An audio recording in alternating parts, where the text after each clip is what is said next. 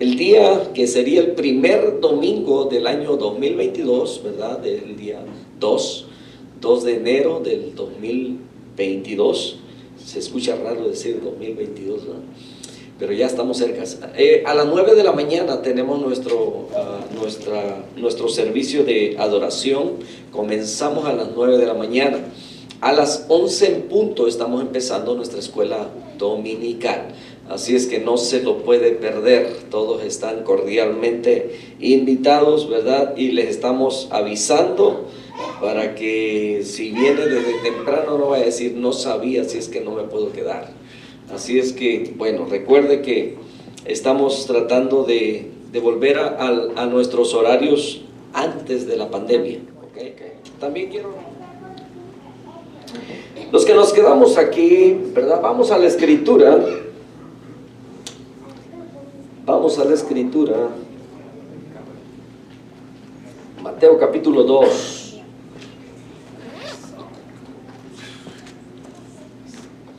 Hay una iglesia hermana que nos estuvo invitando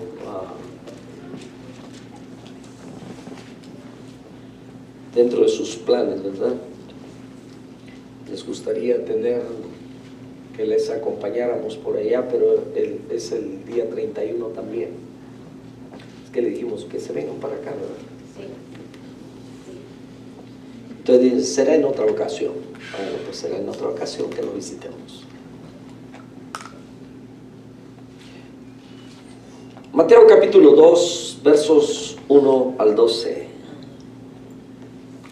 Capítulo 2, versos 1 al 12. ¿Ya estamos ahí? Amén. Diga amén el que ya lo tiene. Amén. Amén. Dice la Escritura así: cuando Jesús nació en Belén de Judea, en día del rey Herodes, vinieron del oriente a Jerusalén unos magos, diciendo: ¿dónde está el rey de los judíos que ha nacido? Porque su estrella hemos visto en el oriente y venimos a adorarle. Oyendo esto, el rey Herodes se turbó y toda Jerusalén con él. Y convocados todos los principales sacerdotes y los escribas del pueblo, les preguntó dónde había de nacer el Cristo. Ellos le dijeron: en Belén de Judea, porque así está escrito por el profeta.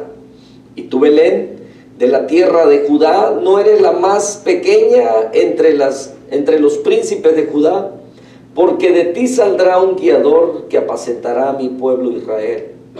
Entonces Herodes, llamando en secreto a los magos, indagó de ellos diligentemente el tiempo de la aparición de la estrella, y enviándolos a Belén dijo: id allá y averiguad con diligencia acerca del niño, y cuando le halléis, hacedmelo saber para que yo también vaya y le adore. Ellos, habiendo oído al rey, se fueron, y aquí la estrella que habían visto en el oriente iba delante de ellos, hasta que llegando se detuvo sobre donde estaba el niño. Y al ver la estrella se regocijaron con muy grande gozo. Y al entrar en la casa vieron al niño con su madre María, y postrándose lo adoraron, y abriendo sus tesoros le ofrecieron presentes: oro, incienso y mirra. Pero siendo avisado por revelación en sueños que no volviesen a Herodes, regresaron a su tierra por otro camino. Amado Dios, muchas gracias. Gracias por el cumplimiento, Señor, de tus promesas. Gracias porque hemos conocido, Señor, tu palabra, y hemos visto, Señor, la fidelidad de tu palabra al cumplirse fielmente cada una de ellas, habiendo, Señor, profetizado desde siglos antes. Cumpliste, Señor, y asimismo esperamos ese día glorioso cuando tú vuelvas, Señor, por tu iglesia. Muchas gracias te damos en esta noche. Ayúdanos, Señor, a recibir tu palabra en el nombre de Jesús. Amén. Amén. ¿Cuántos tienen preocupaciones? Olvídese de sus preocupaciones en este momento, ¿okay? Y vamos a poner atención a la palabra. ¿Sabe por qué? Porque en esta noche yo quiero hablarle acerca de los planes que Dios tiene para su vida. Dios tiene un plan. Y lo vemos en cada parte de la historia de la Escritura, cómo Dios desarrolla planes. Y así como lo pone dentro de su palabra para redimir al hombre, así tiene planes para nosotros. Planes de bendición, pero planes también de responsabilidades, de trabajo. Y también sabe que cuando Dios tiene un plan para usted, es posible que usted se sienta como que usted no tiene los recursos y se va a sentir como, oh Señor, si yo no tengo, yo no puedo, ¿verdad? Pero el Señor es el que provee también los recursos. Lo vamos a ver a través de la Escritura. Y vemos muchos hombres que fueron llamados por Dios y que pusieron, ¿verdad? El que más se habla de ese peros, de esos peros, ¿verdad? O de su negación. Moisés, cuando dijo, ¿quién soy yo? Yo no puedo hablar muy bien. Jonás fue enviado a Nínive, ¿verdad? Y no quiso. Y en vez de tomar el barco para Nínive, tomó uno que iba en sentido contrario.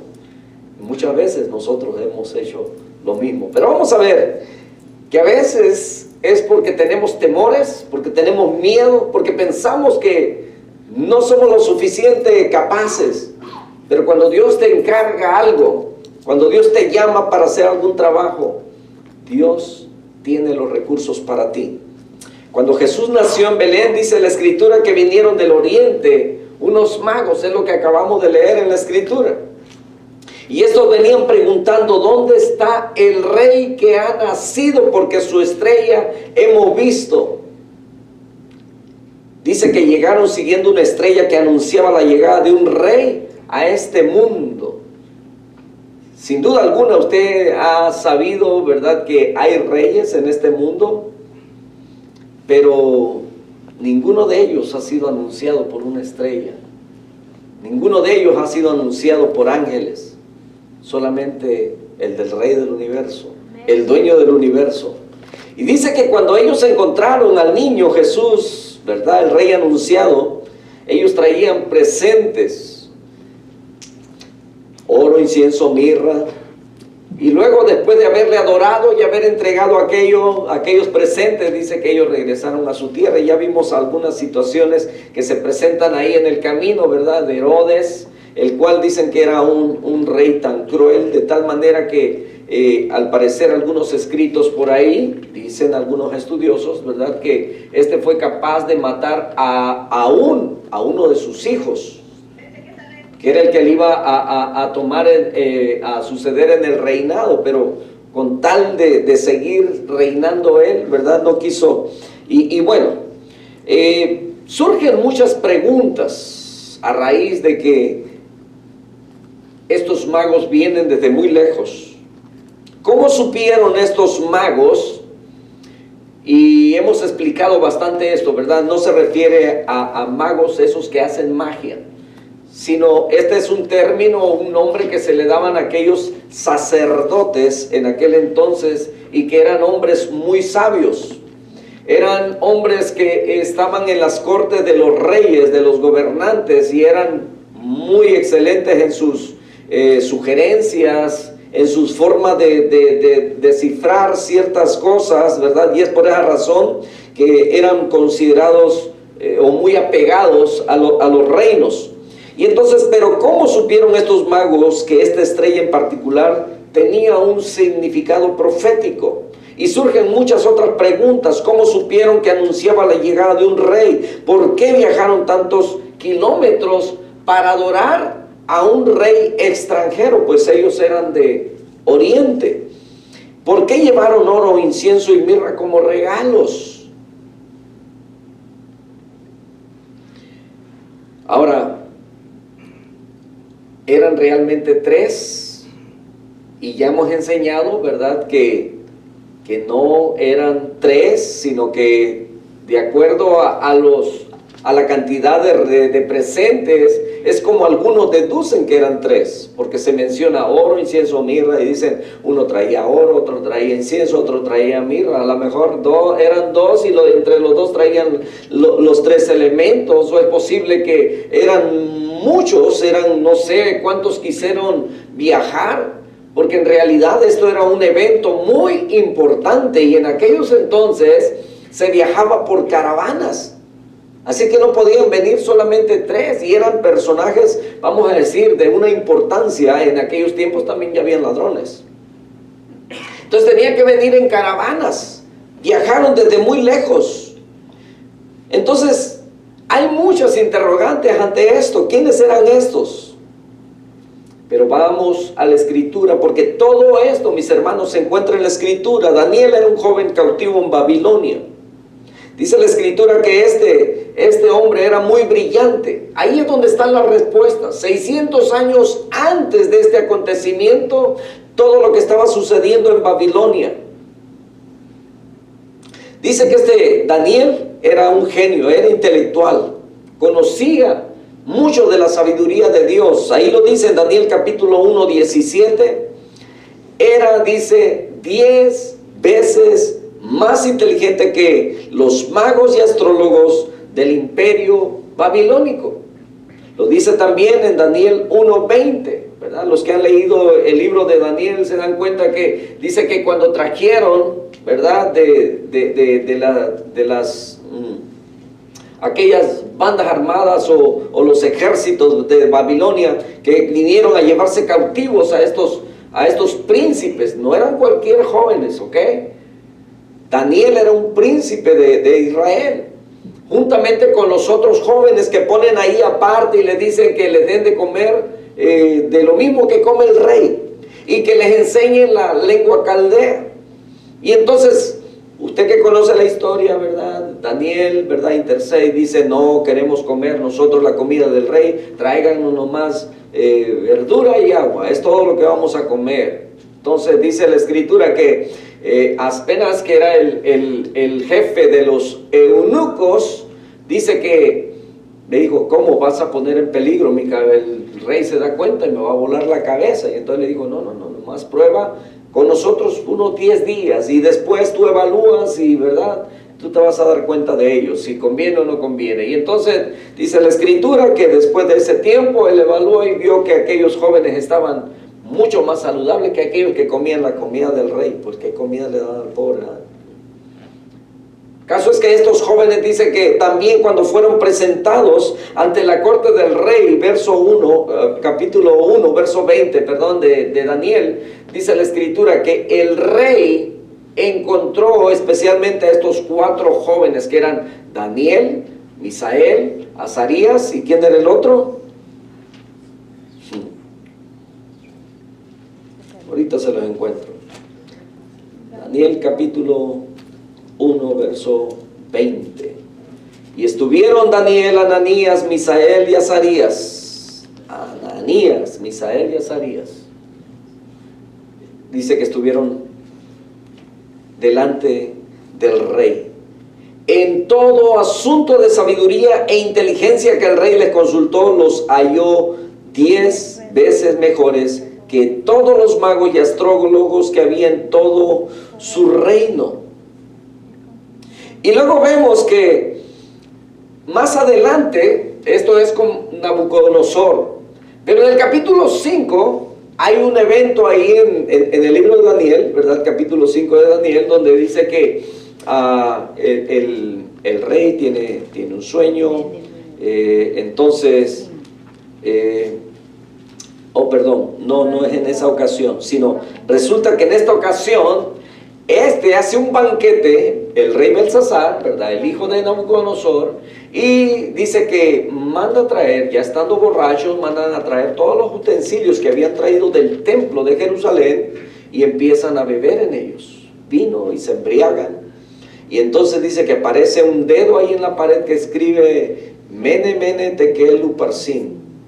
Y entonces dice que estaba tan temeroso, estaba tan aterrorizado, que sus rodillas dice que golpeaban una con otra. Yo creo que hasta los borrachos se le quitó en ese momento. Estaba tan asustado. E inmediatamente dice que mandó a traer a todos los sabios adivinos y todo lo que habían ahí en Babilonia. Pero ninguno pudo descifrar lo que decía aquello. Pero de repente alguien por ahí le dice: en tu reino, dice, hay un hombre en el cual mora el espíritu de los dioses. Capítulo 5, versos 11 y 12 de Daniel. Y dice: en tu reino hay un hombre en el cual mora el espíritu de los dioses santos, y en los días de tu padre se halló en él luz e inteligencia y sabiduría, como sabiduría de los dioses, al que el rey Nabucodonosor, tu padre, oh rey, constituyó jefe sobre todos los magos, astrólogos, caldeos y adivinos, por cuanto fue hallado en él mayor espíritu y ciencia y entendimiento para interpretar sueños, descifrar enigmas y resolver dudas. Este es Daniel. Daniel, que está haciendo una influencia, ¿verdad?, en el rey Nabucodonosor y ahora con el rey Belsasar. Y luego dice que muchos de estos magos, astrólogos y caldeos, de los que quedaron allá en Babilonia, eran jóvenes judíos. Recuerden que en Babilonia, ¿verdad?, ahí se quedaron algunos por siglos. Estos recibieron la instrucción de Daniel. Estos caldeos respetaron por siglos las enseñanzas de Daniel y admiraron su sabiduría, porque fue Daniel quien le salvó la vida. Daniel capítulo 2, si usted ha leído, ¿verdad?, ese libro, se va a dar cuenta que en el capítulo 2 el rey Nabucodonosor tiene un sueño. Pero luego cuando llama a todos los sabios, a todos los que vinieran y le interpretaran el sueño, dice: se me olvidó el sueño. Pero ahora quiero que me digan cuál fue el sueño y díganme la interpretación. Y entonces dijeron aquellos: no, pues dinos el sueño y nosotros te decimos la interpretación. Y dijo: no, porque si les digo el sueño, luego ustedes ahí van a decir ahí cualquier cosa, ¿verdad? Y no, para saber que realmente me van a decir la interpretación verdadera, díganme también el sueño. Y si no, empiezo a volar cabezas y empieza la noticia a correr por ahí, ¿verdad? Cuando llegan con Daniel, dice Daniel: espérense. Y tiene que hablar, ¿verdad?, con el general del ejército que anda, pues que va a empezar a mochar cabezas.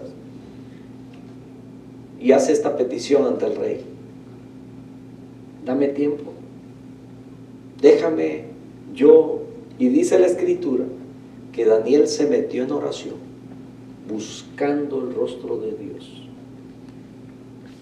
Y Dios le dio el sueño y la interpretación.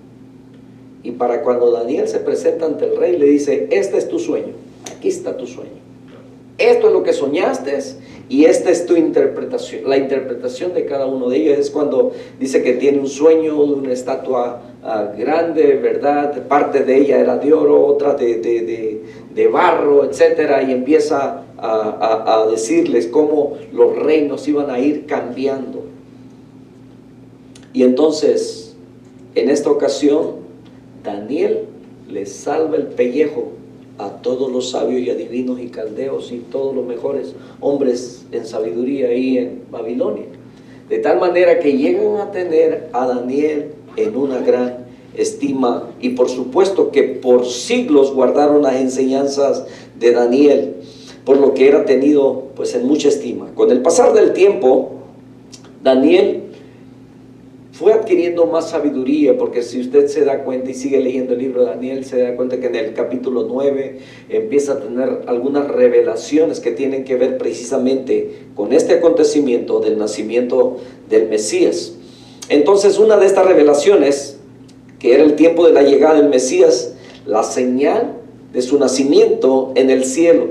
Los judíos creen que Daniel enseñó este misterio a los magos y caldeos que estaban bajo su cargo, para que reconocieran la llegada del Mesías.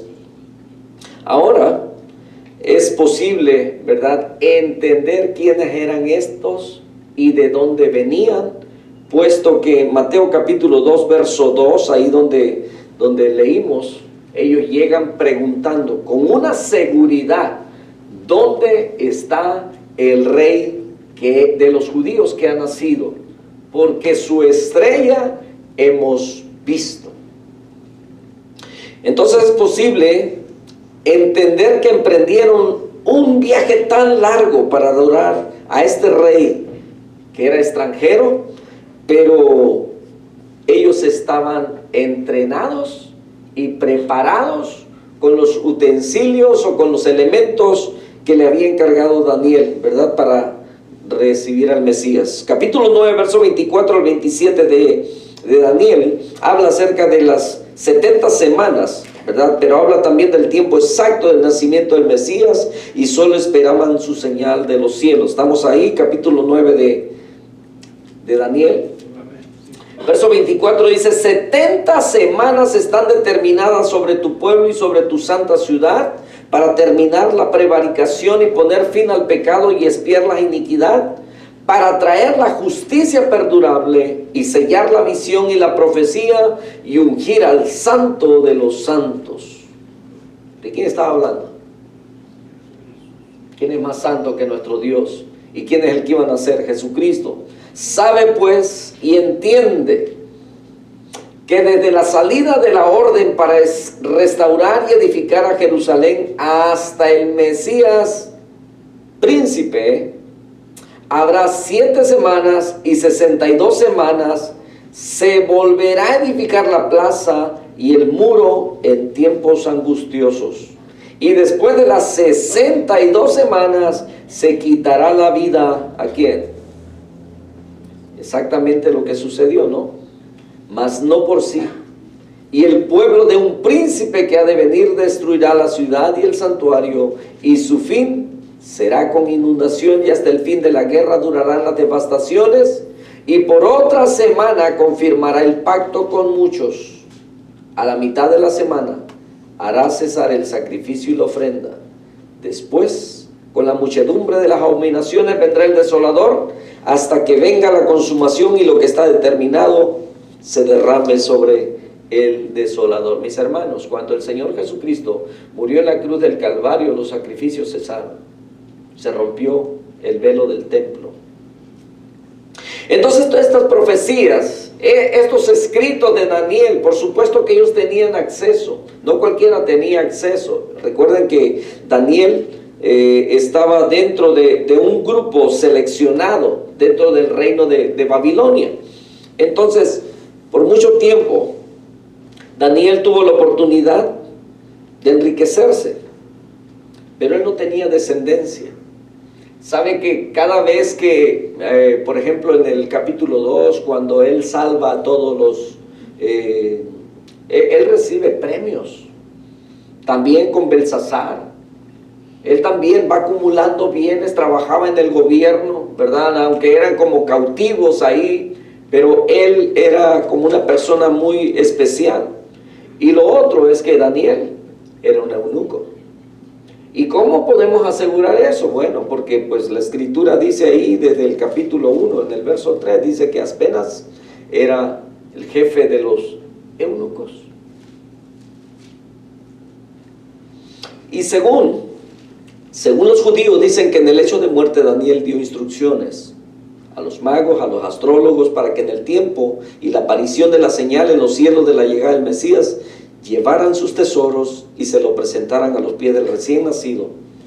Así es que por 600 años estos astrólogos siguieron sus indicaciones y esperaron la señal, y cuando apareció viajaron en caravana hasta Jerusalén para consultar el lugar del nacimiento y para poder hacer entrega de los elementos que Daniel había preparado.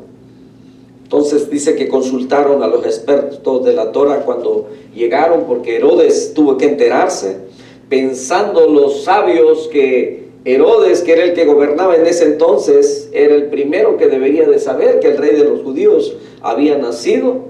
Sin embargo, no sabían que lo que quería era matar al niño. Entonces, este oro, ¿verdad? Ya lo hemos explicado muchas veces en estudios bíblicos. El oro representa el nacimiento de un rey. Es el regalo adecuado para un rey. Y lo vemos a través de la historia bíblica, cuando los reyes se visitaban, ¿verdad? Yo creo que lo más, el ejemplo más usado aquí es como la reina de Sabá, o los reyes, cómo le mandaban tanto oro y plata a Salomón. ¿Usted tiene idea de cuántas libras o en toneladas, cómo en ese tiempo se medía? Pero ahí habla en la escritura de que por año entraban cantidades tan grandes al tesoro de Salomón, que los otros reyes le enviaban. Y en este caso dice que la reina de Sabá también trajo muchos regalos. Entonces, el oro, el regalo, pero eso representaba también el nacimiento de un rey. El incienso era usado por sacerdotes en los sacrificios en el templo, por lo que representaba el nacimiento de un sumo sacerdote.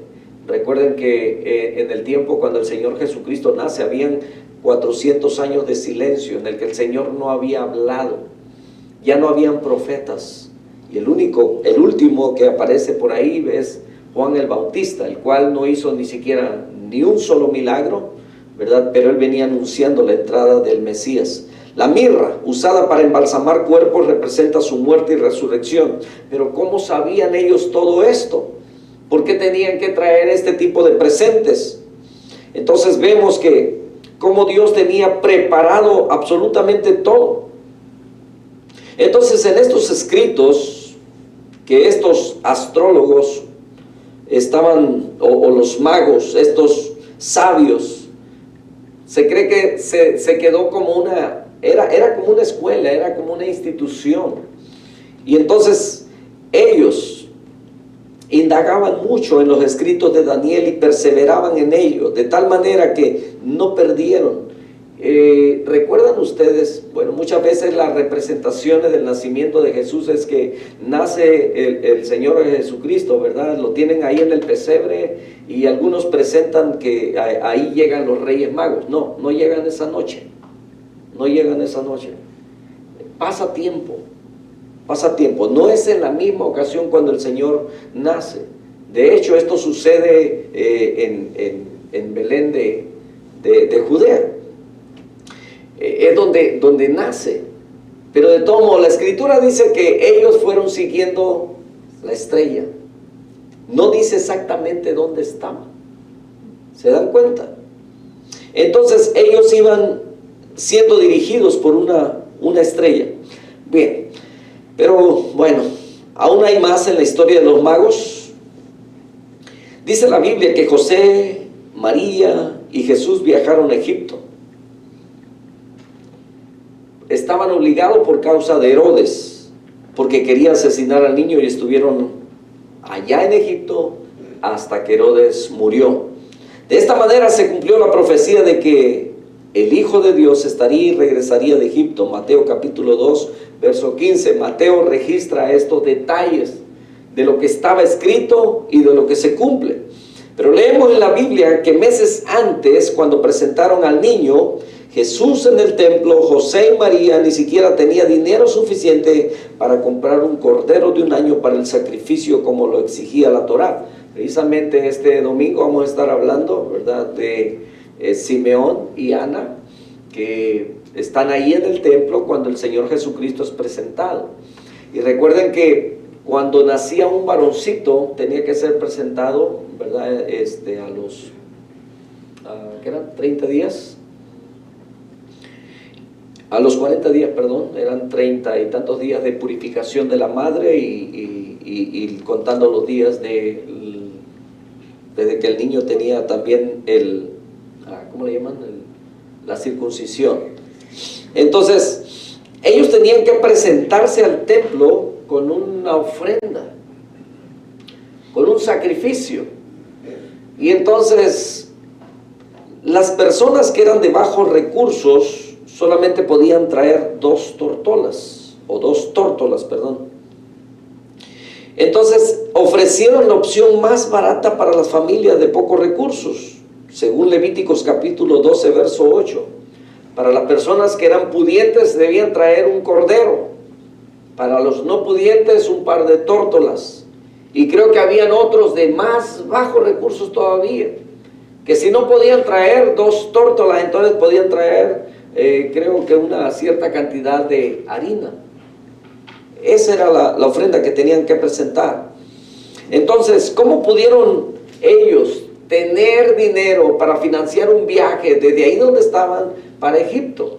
Ellos necesitaban recursos y eran tan pobres. Dice aquí que ellos presentaron solamente 2 tórtolas. Quiere decir que no tenían tantos recursos. Y entonces Dios siempre llega a tiempo.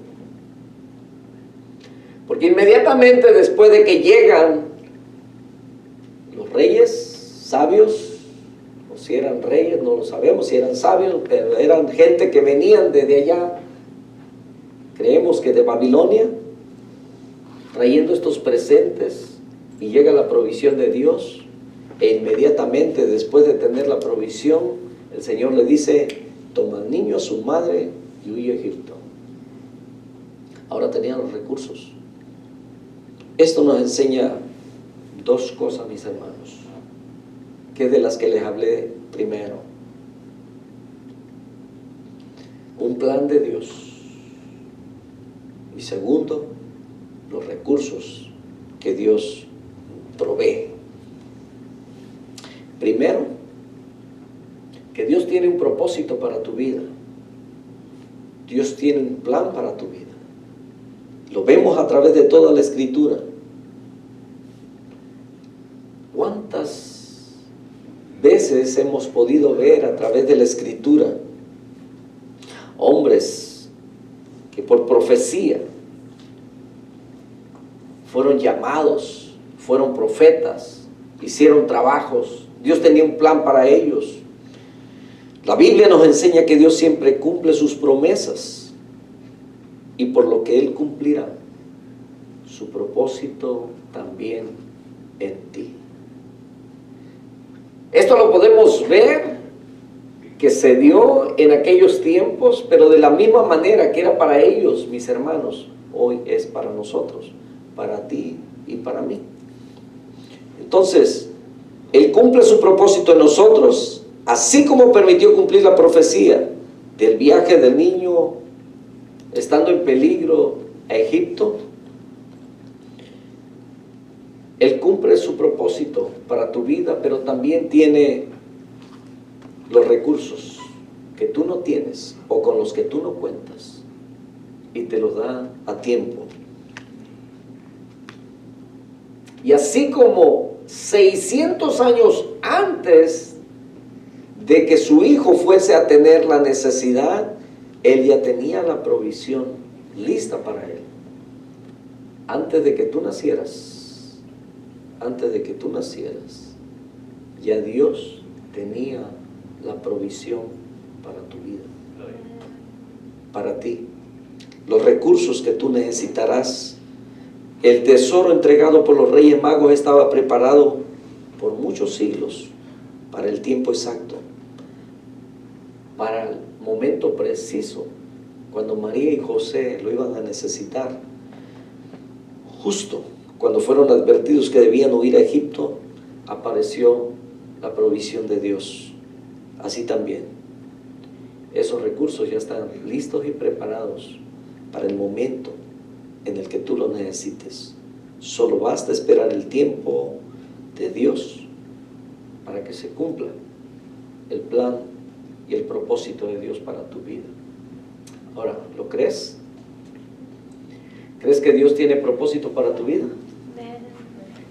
Muchas veces cuando llegamos a tener alguna responsabilidad por causa de que somos parte de una congregación, muchas veces pensamos que no tenemos la capacidad.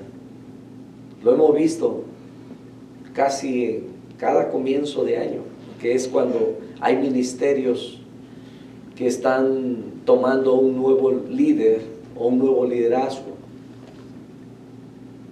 Hay personas que por primera vez están aceptando un desafío, un reto, o más bien una responsabilidad que se convierte en un desafío o en un reto. Pero no es con tus fuerzas que tú vas. Porque dice la Escritura que no es con fuerza, sino es con el Espíritu de Dios. Amén. Y no estás solo. Dios está contigo. Y si Dios te ha llamado, ahora vamos a la Escritura una y otra vez. Todos los hombres que fueron llamados por Dios para hacer un trabajo, a los que Dios les confió una responsabilidad, ¿tuvieron oposición? Todos. Todos. El mismo Señor Jesucristo. Vemos en cada evangelio cómo a cada momento estaban ahí los religiosos, los escribas, los fariseos, y los saduceos, el mismo diablo, los demonios. Siempre hay oposición, pero no va solo. Quisieron matar al mismo Señor Jesucristo cuando era niño, siendo indefenso, pero Dios demuestra a través de ello su protección divina. De la misma manera, tu vida está protegida. Dice el apóstol Pablo que por causa de Él somos muertos todo el tiempo.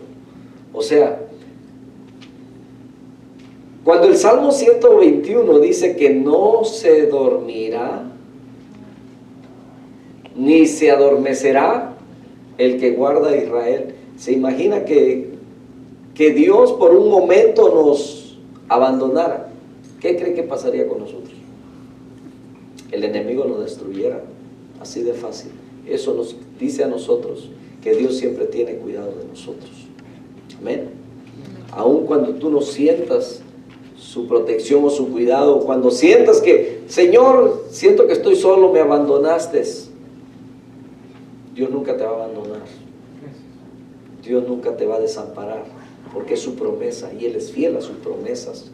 Recuerda lo que el mismo Señor Jesucristo, estando en la cruz del Calvario, Él dijo: Dios mío, ¿por qué me has desamparado? ¿Dios lo desamparó? No. Él se sintió en ese momento desamparado. Como muchas veces nosotros nos podemos sentir solos, desamparados, sin fuerzas, sin recursos, pero Dios es rico en su misericordia para contigo y para conmigo. Oremos. Padre, gracias por la bendición de tu palabra. Gracias por estos ejemplos, Señor, de fidelidad, de hombres que temieron, que creyeron, de aquellos, Señor, que guardando la promesa, así como sucedió también con José, cuando dijo: en algún tiempo Dios nos visitará y subirán mis huesos con ustedes. Pasaron 400 años. Sin embargo, ese escrito, Señor, se cumplió. Si lo vemos también, Señor, como Daniel preparó, como aquellos hombres, sus sucesores, también guardaron esa promesa, y en su momento, Señor, ellos vinieron buscando al Rey. Y qué privilegio para esos hombres, viniendo tan lejos, siendo gentiles, pudieron conocer con sus ojos físicos, vieron al Rey del universo. Qué bendición. Pero ahora nosotros, Señor, tan bendecidos, que aunque nuestros ojos físicos no pueden verte, pero podemos gozar, Señor, de la bendición de tenerte en nuestro corazón. Lo que quizás todos los que vivieron en ese tiempo desearon. Ahora nosotros somos tan afortunados, tan bendecidos, tan privilegiados de poder gozar de la comunión a cada momento contigo. Perdónanos por tantas veces por tantas veces que te hemos pasado desapercibido, cuando tú nunca nos has abandonado, cuando nunca nos has dejado, nunca nos has desamparado. Gracias por el plan que tienes, Señor, para nuestras vidas. Úsanos. Permite, Señor, que en este año que viene nosotros podamos, Señor, seguir los ejemplos de aquellos hombres que te fueron fieles, aquellos que se guardaron, Señor, y que te buscaron, Señor, a cada momento, como Daniel, como Ananías, como Azarías, como Misael, que estuvieron dispuestos, Señor, a desafiar al gobierno más potente en aquel entonces, por honrarte a ti. Amado Dios, que de la misma manera nuestro corazón, Señor, se llene de valor, sabiendo que es mayor el que está en nosotros que el que está en el mundo. En el nombre de Jesús. Muchas gracias te damos, Padre. Gracias por bendecirnos, Señor, tan grande, con tan grande porción, con tan grande bendición. A ti sea la honra y la gloria para siempre. En Cristo Jesús oramos. Amén y amén.